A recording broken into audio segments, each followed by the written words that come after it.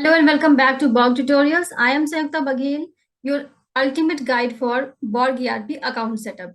So today I am here with a very quick video so as to how you can select or pick any of your desired theme and you can change in the current BORG ERP account.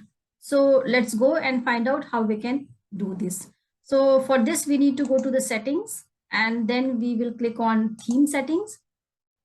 So after that, I am landing to this page that is showing me 12 different types of themes. So as per your need, as per your eye comfort level, these all things, you can choose any one of them and then you can set it. So right now you can see in my BORG ERP account, it is of green theme.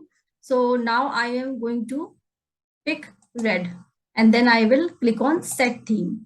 So here we go, we have the notification and then you can see in just few minutes we are able to change the theme of the BORG ERP account.